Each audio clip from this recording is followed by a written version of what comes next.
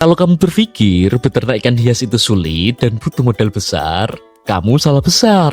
Faktanya, ada beberapa jenis ikan hias yang sangat mudah berkembang biak. Bahkan, hanya dengan satu pasangan indukan, dalam beberapa bulan, akuariummu bisa dipenuhi ratusan anakan. Menariknya lagi, beberapa di antaranya punya nilai jual yang cukup tinggi. Nah, di video kali ini kita akan membahas 5 ikan hias air tawar yang paling mudah diternakkan.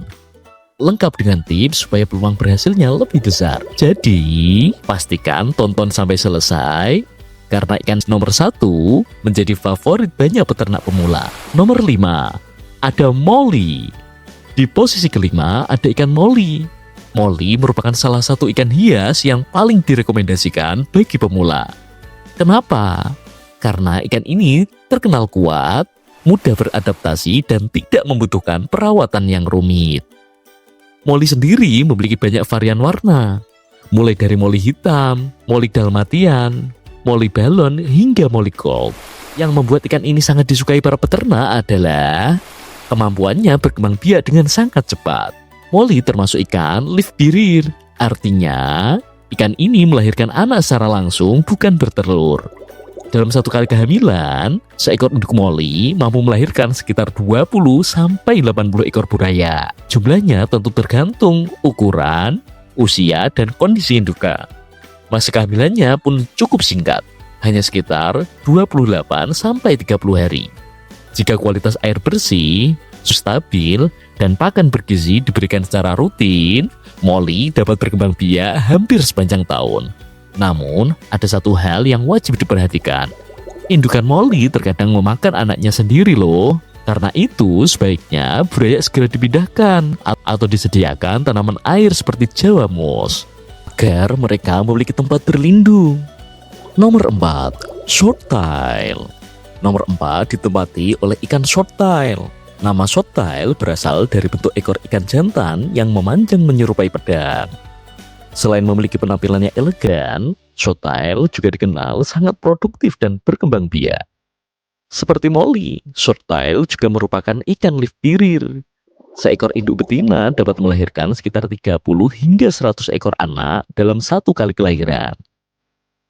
Dengan perawatan yang baik, mereka bisa kembali bunting hanya beberapa minggu setelah melahirkan. Shorttail termasuk ikan yang aktif berenang, sehingga membutuhkan ruang gerak yang cukup luas. Akuarium yang terlalu sempit dapat membuat ikan mudah stres dan menurunkan produktivitasnya. Untuk mendapatkan hasil terbaik, gunakan perbandingan 1 ekor jantan dengan 2 atau 3 ekor betina. Cara ini akan mengurangi stres pada induk betina sekaligus meningkatkan peluang keberhasilan reproduksi. Selain itu, berikan pakan hidup seperti kutu air atau cacing sutra sesekali agar kondisi indukan tetap prima. Nomor 3, ikan gupi. Di posisi ketiga ada ikan gupi. Gupi sering dijuluki sebagai ikan sejuta umat karena sangat mudah dipelihara dan berkembang biak. Bahkan banyak penghobi yang awalnya hanya membeli beberapa ekor gupi, tetapi dalam beberapa bulan jumlahnya sudah memenuhi akuarium. Ikan ini memiliki banyak sekali variasi warna dan bentuk ekor, mulai dari gupi kobra, blue musco, blue red, Japan blue, hingga dragon gupi yang memiliki nilai jual lebih tinggi. Induk betina gupi biasanya melahirkan sekitar 20 hingga 60 ekor buraya setiap 25 sampai 30 hari. Yang menarik, induk betina dapat menyimpan sperma dari pejantan sehingga masih bisa melahirkan beberapa kali meskipun sudah dipisahkan dari ikan jantan. Meskipun sudah berkembang biak, gupi juga memiliki kelemahan, yaitu burayanya sangat kecil sehingga mudah dimangsa ikan dewasa. Oleh karena itu, menyediakan tanaman air atau memindahkan buraya ke wadah khusus akan meningkatkan tingkat kelangsungan hidup mereka. Nomor 2, ikan platy. Di urutan kedua ada ikan platy. Platy merupakan ikan hias yang sangat ramah, damai, dan cocok dipelihara bersama ikan komunitas lainnya.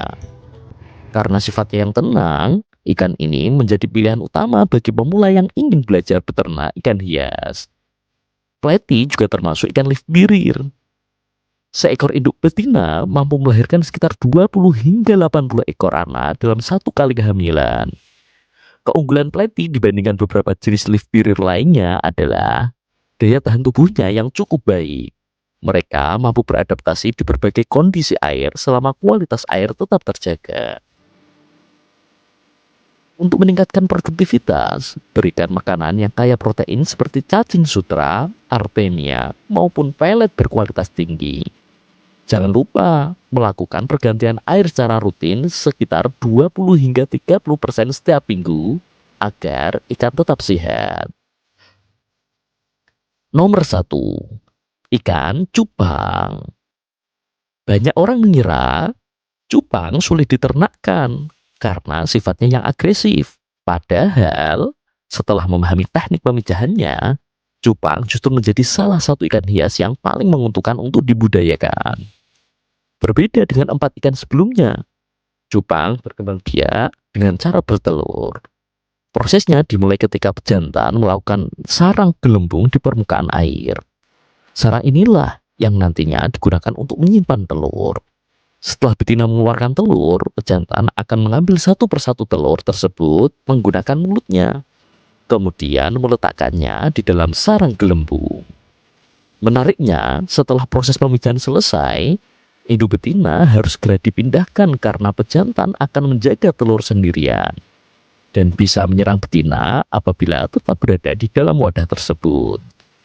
Dalam sekali pemijahan, seekor induk cupang mampu menghasilkan sekitar 100 hingga lebih dari 500 ekor telur. Tergantung kualitas indukan.